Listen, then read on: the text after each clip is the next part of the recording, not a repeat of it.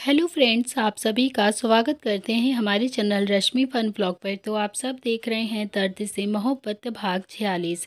इससे पहले इस कहानी के 45 भाग अपलोड हो चुके हैं चैनल पर। अगर आप सब ने नहीं पढ़ा है तो ज़रूर पढ़ लीजिएगा। तो चलिए फ्रेंड, देखते हैं अब तक आप सब ने पढ़ा था। शुभ निहाल को खींचता हुआ लेकर जाने लगता है तो निहाल भी एक ही झटके में बोलता है कि अरे, मैं मम्मी पापा को कुछ नहीं बताऊँगा। शुभ ने कहा कि हाँ, मैं सब कुछ जानता हूँ मेरे हरीश चंद।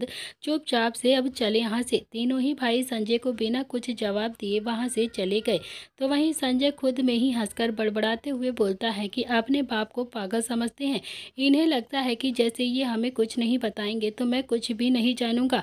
मैं भी तुम लोगों का बाप हूँ। तुम लोगों के अंदर क्या चल रहा है सब पता रहता है मुझे। अब देखते हैं आगे इस कहानी में क्या होता है। दूसरी तरफ संध्या किट्टू को लेकर एक कमरे में खड़ी हुई थी। किट्टू की आंखें हैरानी से फैली हुई थी।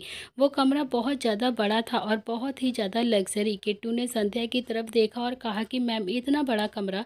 किट्टू उस कमरे को देखकर बोलती है कि मैम, इतना बड़ा कमरा क्यों दे रही हैं आप मुझे? कोई छोटा सा कमरा नहीं है क्या? मैं जहाँ पर रहती थी ना, वो तो बहुत ज़्यादा छोटा था। उसके जैसे यहाँ पर 4-5 कमरे बन जाएंगे। संध्या किट्टू की तरफ ही देखे जा रही थी। कितनी मासूम और प्यारी थी किट्टू। किस्मत की तो बहुत ज़्यादा मारी थी वो। संध्या बोलती है कि छोटा कमरा तो नहीं है, बस स्टोर रूम है छोटा सा हमारे पास। किट्टू ने मुस्कुराकर कहा कि मैम, मैं स्टोर रूम में ही रह लूँगी, कोई प्रॉब्लम नहीं है मुझे।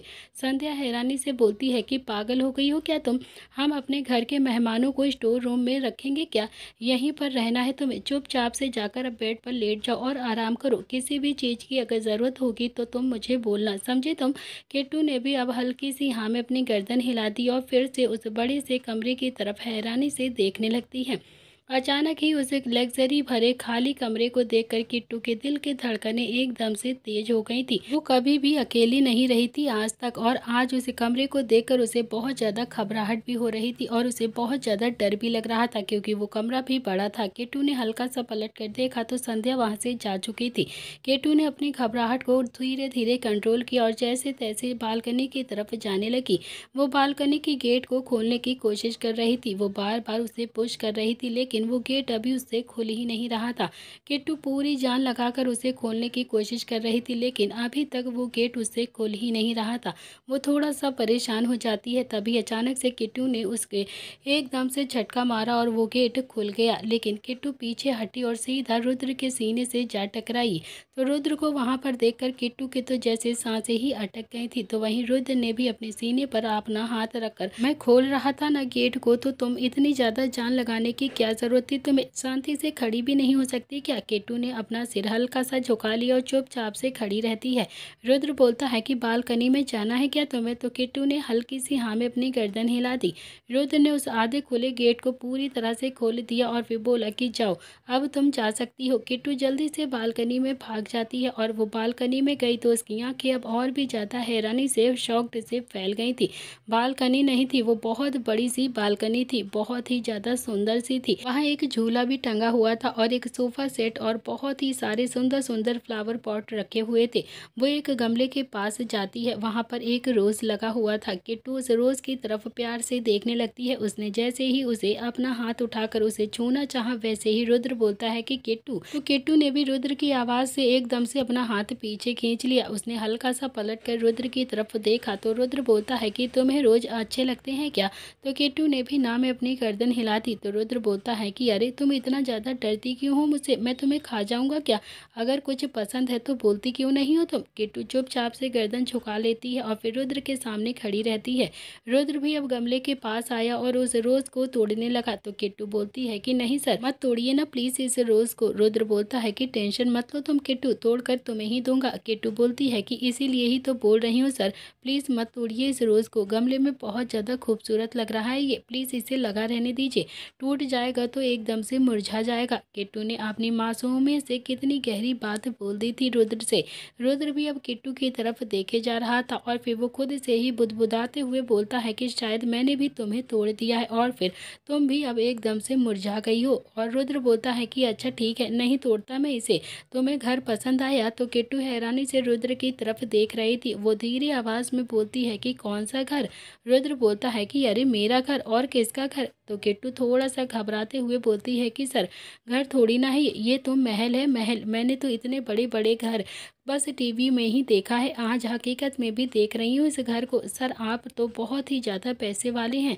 रुद्र के चेहरे पर बड़ी सी मुस्कुराहट आ गई थी। वो बोलता है कि हाँ, वो तो मैं हूँ, पर ये सब पापा का किया हुआ है, मेरा नहीं। मैंने बस अपने बिजनेस को ही संभाला हुआ है। किट्टू कुछ भी नहीं बोलती है, बस चुपचाप से खड़ी रहती है। तभी रुद्र ने कहा कि झूले पर बैठोगी तुम?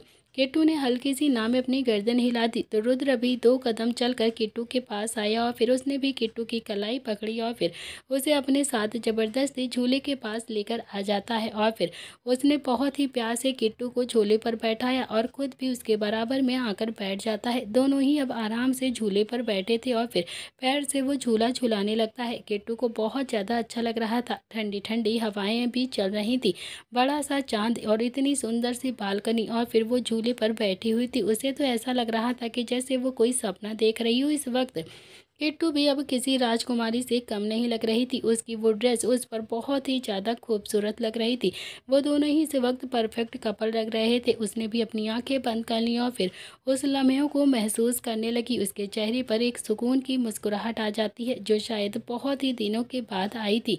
रुद्र ने भी अब कुछ नहीं पूछा किट्टू से, बस वो किट्टू के चेहरे को एकदम से निहारता रहता है। रुद्र अभी भी एकदम से गिल्टी में था। थोड़ी ही देर तक तो रुद्र ऐसे ही झूले को हिलाता रहता है और फिर किट्टू आंखें बंद किए ही कुछ सोचती रहती है और अचानक से उसे वो पल एकदम से याद आ गया था कि जब लेडी कांस्टेबल ने उसे थप्पड़ मारा था। किट्टू के झटके से आंखें खुल जाती हैं और वो एकदम से लंबी लंबी सांसें लेने लगती है। रुद्र बोलता है कि कुछ हुआ है क्या, कोई प्रॉब्लम है क्या किट्टू? किट्टू ने ना में अपनी गर्दन हिला दी और फिर झूले से एकदम से खड़ी हो गई। रुद्र ने कुछ नहीं पूछा क्योंकि वो अच्छे से जानता था कि अगर वो किट्टू से कुछ भी पूछेगा तो किट्टू हाँ और ना में ही गर्दन हिलाएगी। जबकि रुद्र उससे बात करना चाहता था, उसके दिल की बात को समझना चाहता था, उसके दिल को समझना चाहता था। रुद्र भी खड़ा हुआ और बोला कि ठीक है, जाओ अब आराम से सो जाओ। कल हमारे घर में सगाई है मेरी और सोनम पटेल की। जितनी ड्रेसेस मैंने तुम्हें दिलाई है ना, उनमें से जो भी तुम्हें पसंद हो, जो सबसे अच्छी लगती हो ना, वो तुम पहन लेना। अब तो ठीक है ना? तो किट्टू ने भी हल्का सा मुस्कुराया और हाँ में अपनी गर्दन हिला दी और फिर रुद्र ने भी किट्टू की कलाई पकड़ी और फिर उसे लेकर सीधा कमरे के अंदर आ जाता है और फिर उसने भी बेड की तरफ उसे इशारा करते हुए कहा कि जाओ अब आराम से सो जाओ और हाँ, सुबह टाइम से उठकर तैयार हो जाना, बिल्कुल भी लेट मत करना। किट्टू ने भी हाँ में अपनी गर्दन हिला दी और फिर रुद्र जो कि बाहर की तरफ जाने लगा, लेकिन फिर वो पलट कर किट्टू की तरफ देखकर धीरे से बोलता है कि सुना ना तुमने कि मैंने अभी क्या कहा है, कि या फिर सिर्फ अपनी गर्दन को ही मटकानी है? तो किट्टू ने फिर से हाँ में अपनी गर्दन हिला दी और फिर रुद्र बोलता है कि अच्छा क्या कहा है मैंने? किट्टू ने कहा कि कल आपकी और सोनम मैम की सगाई है और मुझे जल्दी से उठकर तैयार होना है। रुद्र भी हल्के से मुस्कुराता है और बोलता है कि बिल्कुल ठीक सुना है तुमने, जाओ अब आराम से सो जाओ। लेकिन किट्टू भी अब अपनी जगह पर ही खड़ी रहती है। रुद्र फिर से बोलता है कि अरे जाओ ना, आराम से जाकर सो जाओ। तो किट्टू ने एक उंगली रुद्र की तरफ हल्की सी बढ़ाई और फिर दरवाजे की तरफ इशारा किया, जैसे कहना चाहती हो कि पहले आप तो बाहर जाइए तभी तो सोऊंगी मैं।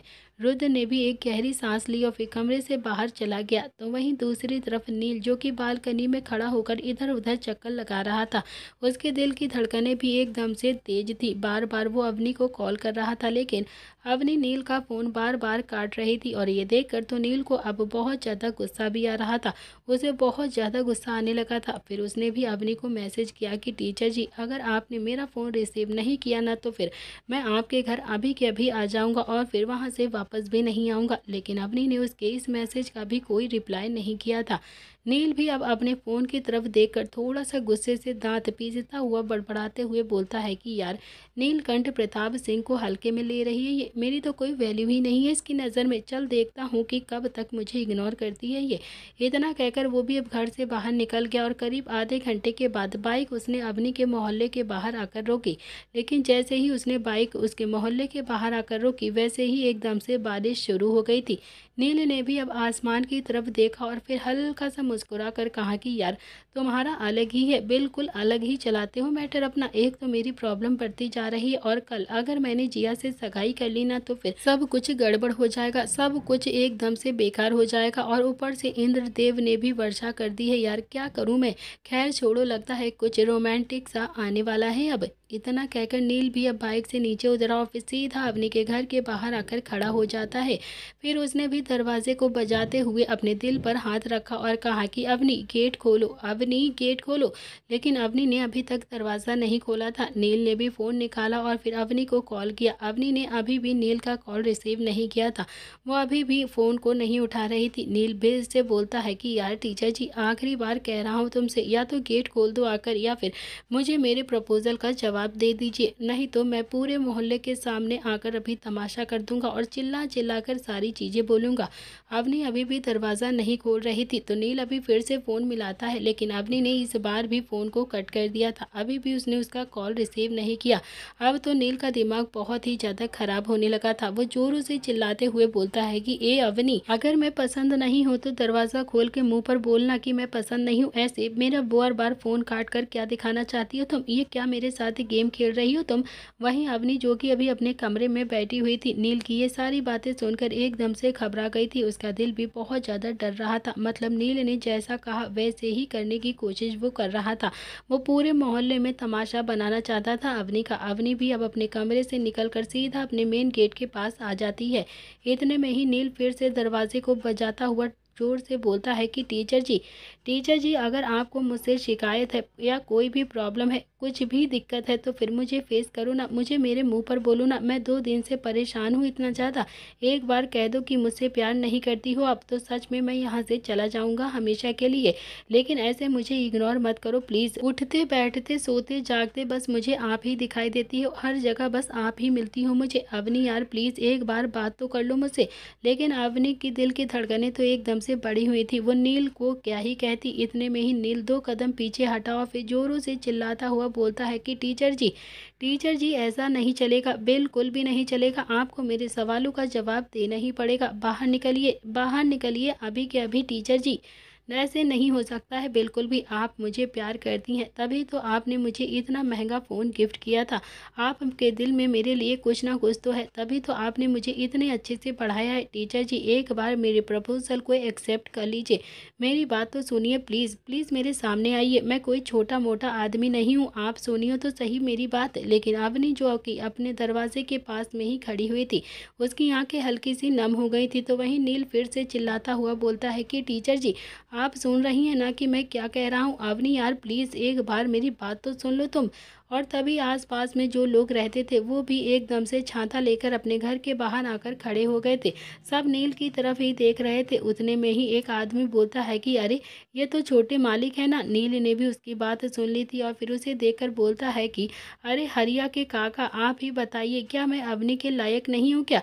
हरिया के काका तो हैरानी से नील की तरफ देख रहे थे और इतने में ही नील ने एक औरत की तरफ देखा और कहा कि काकी, आप ही बताइए ना, क्या मैं अवनी के लायक नहीं हूँ क्या? काकी क्या बोलती? अवनी तो एक मामूली सी टीचर थी और नील जो प्रताप इंडस्ट्रीज का मालिक था। नील ने फिर से एक दूसरे आदमी की तरफ देखा और तेज से कहा कि देख भैया, मेरे जैसा लड़का इससे शादी करने के लिए मरा जा रहा है, इसके आगे पीछे घूम रहा है, लेकिन देखो ना इसके अंदर इतना ज़्यादा घमंड है कि एक बार बाहर भी नहीं आ रही है, मुझसे बात भी नहीं कर रही है। अरे नहीं करनी है शादी तो कम से कम मुँह पर आकर बोल तो दीजिए मुझसे।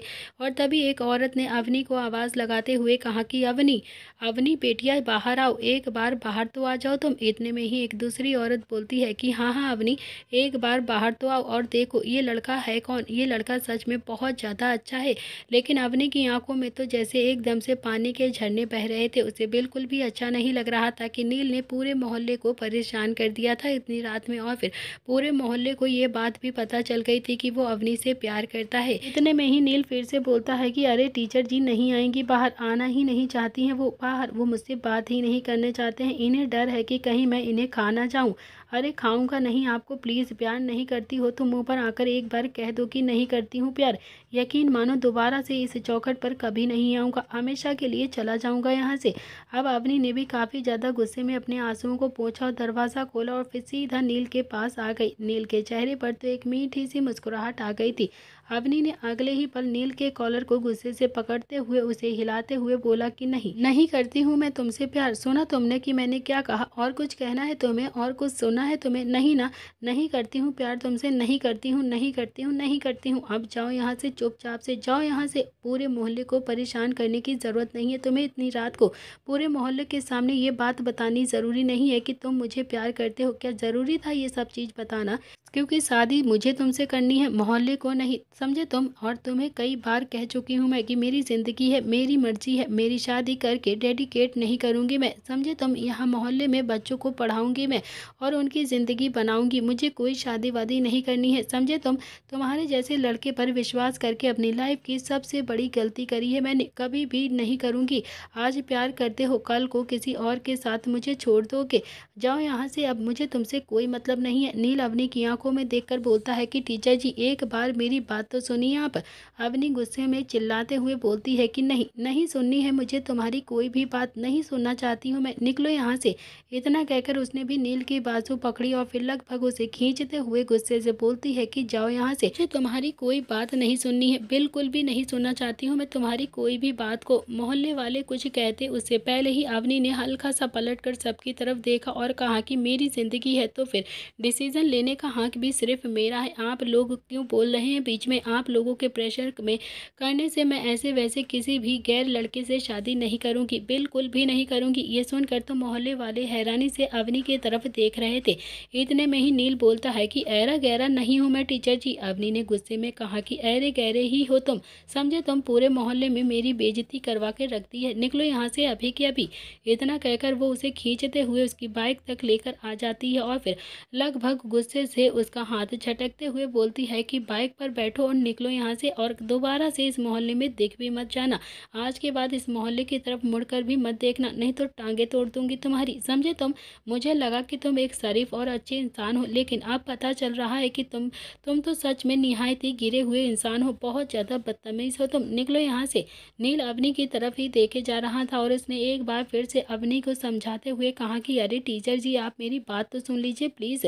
अवनी ने काफ़ी ज़्यादा गुस्से में लगभग चिल्लाते हुए कहा कि मुझे कोई बात नहीं सुननी है तुम्हारी, समझे तुम? जाओ यहाँ से अब। नील अब बहुत ज़्यादा परेशान हो चुका था, वो भी बाइक पर बैठ गया और फिर उसने भी अपनी बाइक स्टार्ट की और फिर अवनी की तरफ देखकर बोलता है कि आप रोएंगी मेरे लिए, पछताएंगी मेरे लिए, देख लेना आप, ये वादा है मेरा। इतना कहकर वो भी बाइक लेकर वहाँ से चला गया और फिर अवनी उसे जाता हुआ देख रही थी।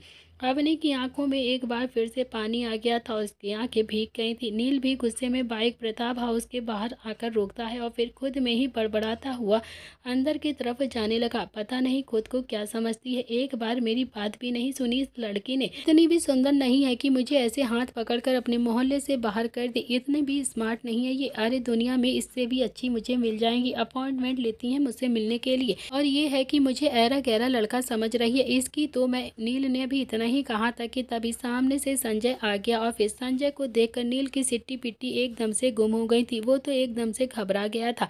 नील ने जैसे ही अपने पापा को सामने देखा एक साइड से निकलने की कोशिश करने लगा, लेकिन संजय भी उसके सामने आकर एकदम से खड़ा हो गया।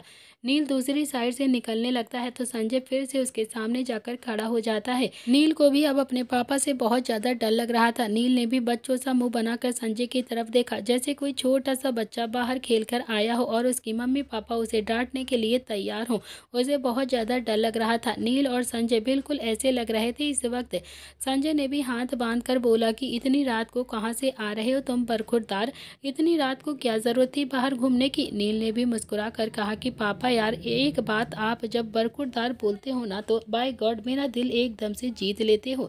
कैसे कर लेते हो आप ऐसे? मतलब यार आपके मुंह से कितना ज़्यादा मीठा लगता है बरखुरदार बोलना।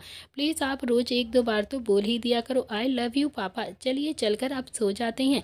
इतना कहकर उसने भी संजय के कंधे पर अपना हाथ रखा और फिर उसे अंदर लेकर जाने लगा। लेकिन संजय भी नील का बाप था, वो उसकी मीठी मीठी बातों में बिल्कुल भी नहीं आता था। वो चाहे जितना भी मीठा उसे बोल दे वो अलग बात थी, थे कि बाकी घर वाले नील की मीठी मीठी बातों में आराम से फंस जाते थे।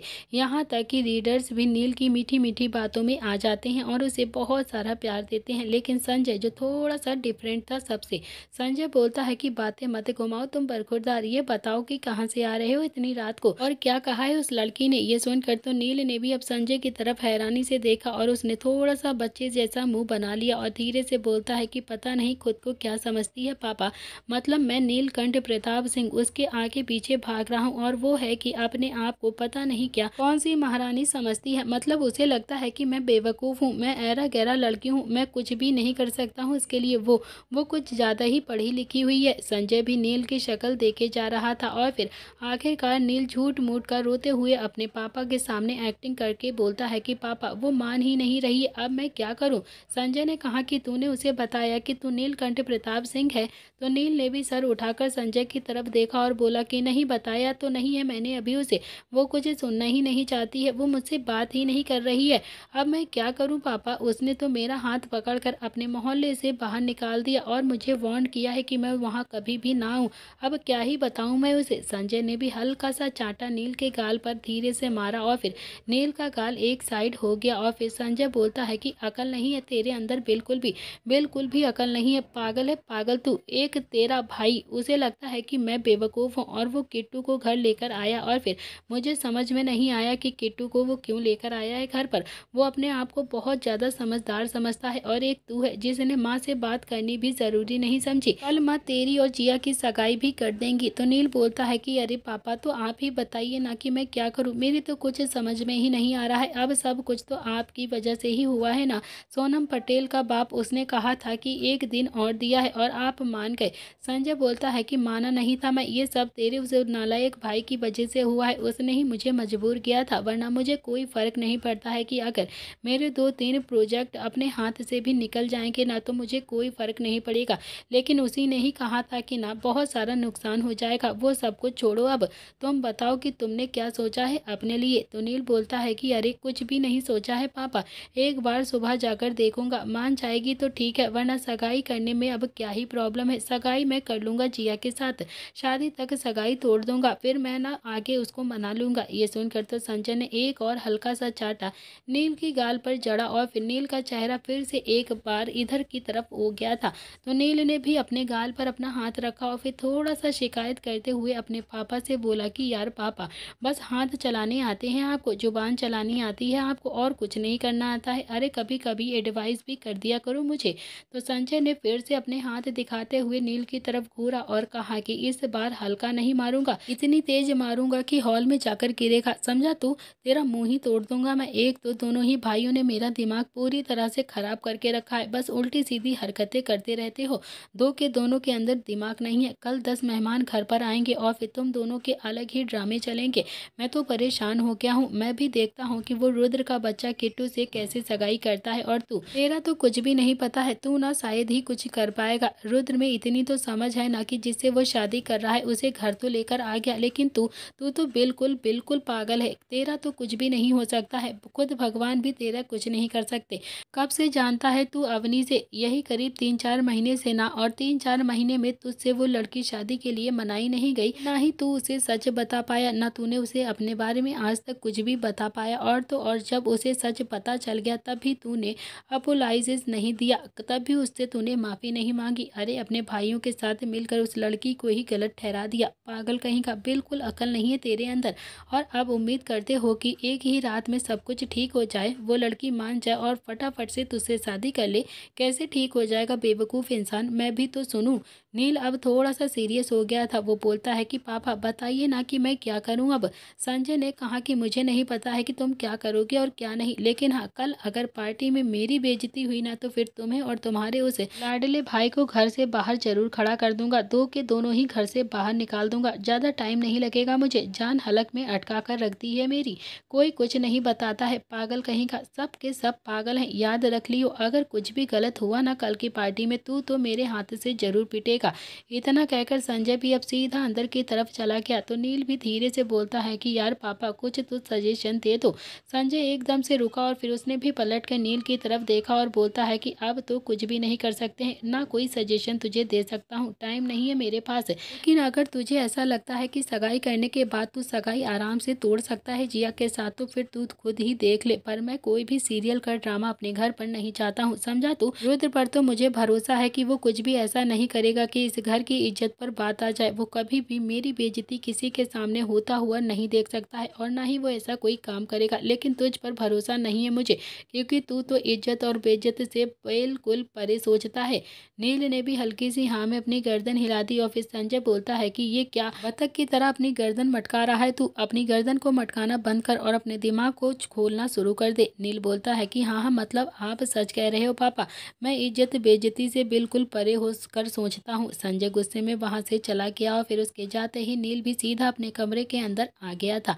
उसने देखा तो रुद्र अभी बालकनी में खड़ा हुआ कुछ सोच रहा था। नील भी सीधा बालकनी में जाकर रुद्र के पीछे से गले लग गया था।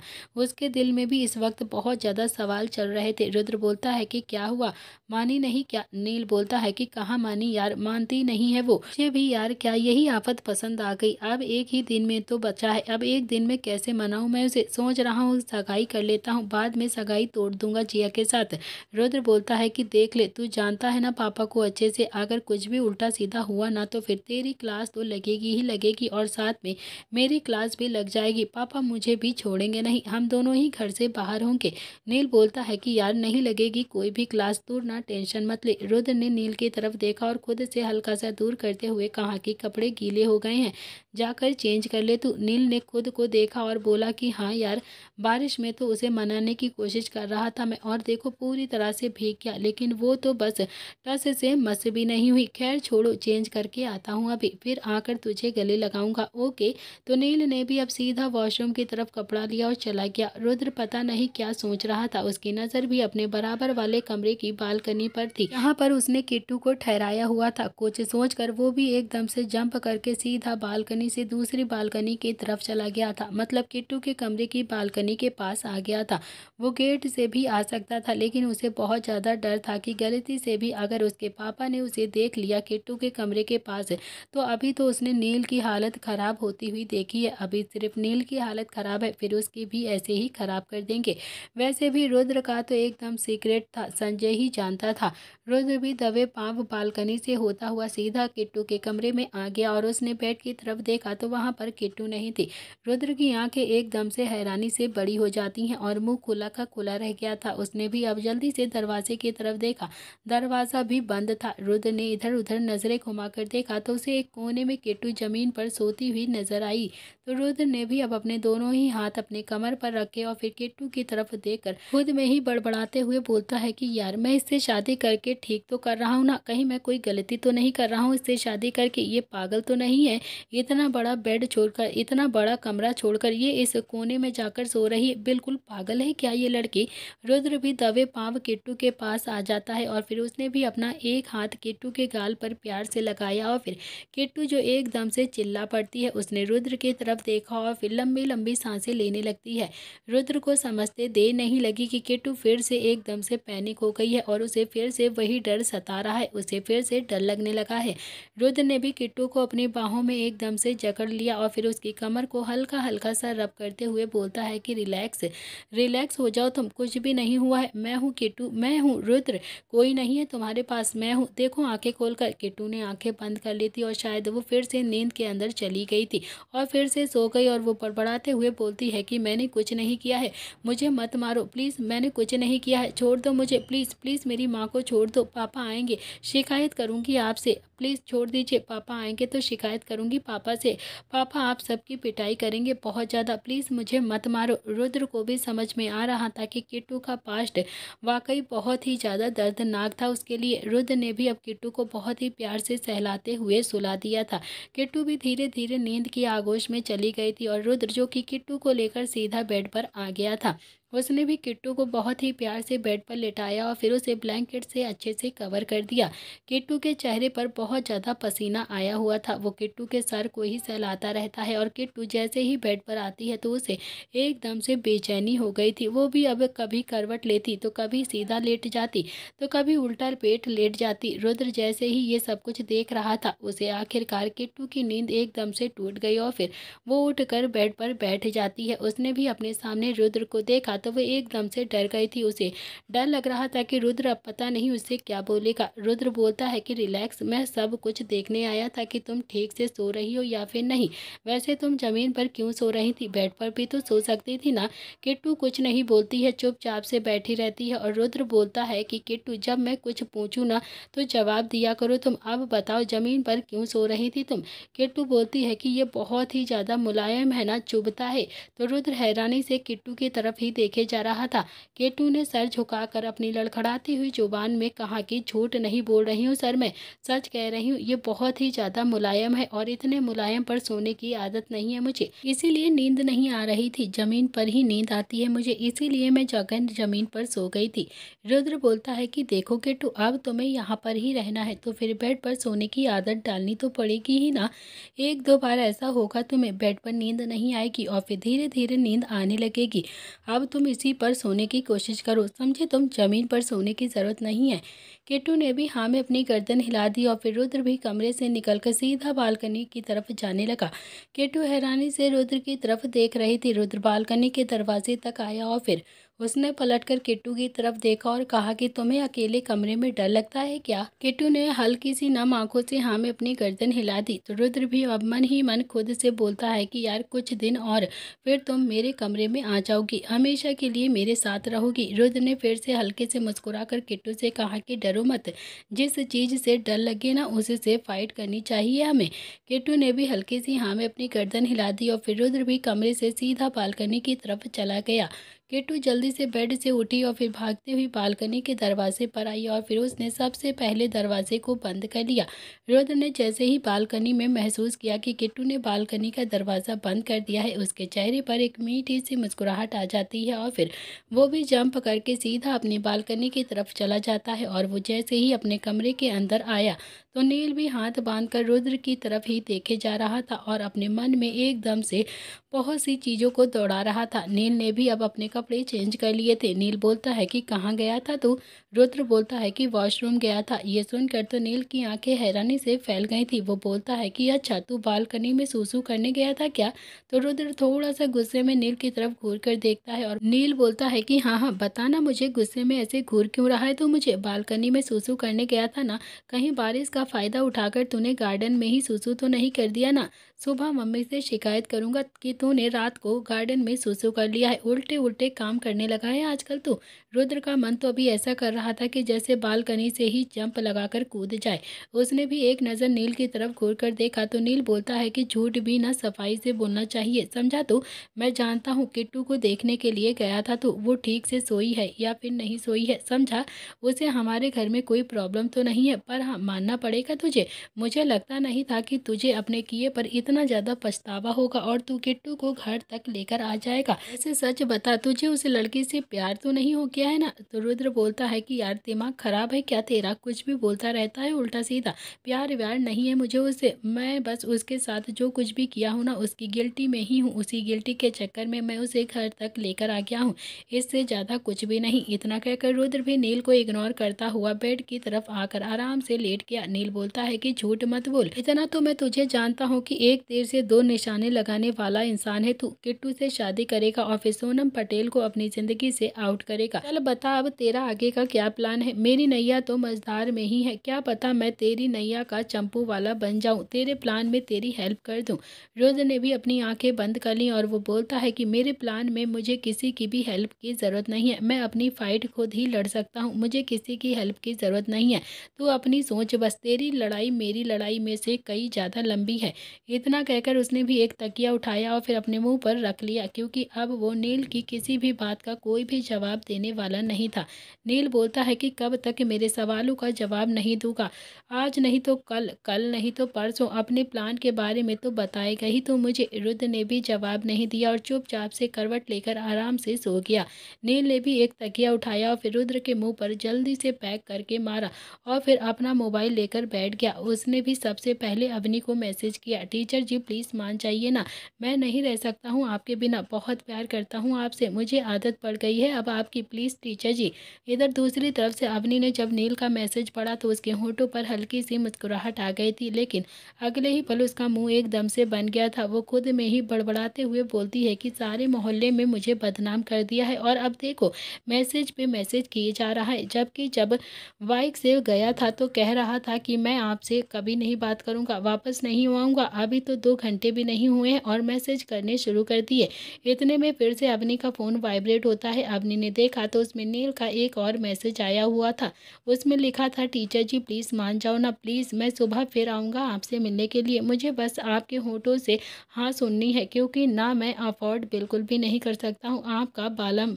अवनी के चेहरे पर फिर से मुस्कुराहट आ गई थी। शायद अब वो नील का प्यार एक्सेप्ट करने वाली थी और वो नील को सच में प्यार करने भी लगी थी। तो दोस्तों, इसी के साथ इस कहानी का आज का एपिसोड समाप्त होता है। क्या होने वाला है आगे इस कहानी में? क्या रुद्र कर पाएगा किट्टू से शादी? क्या सोनम करेगी कोई नया धमाल? और क्या करेगा नील? क्या अवनी सच में करेगी उसका प्रपोजल एक्सेप्ट?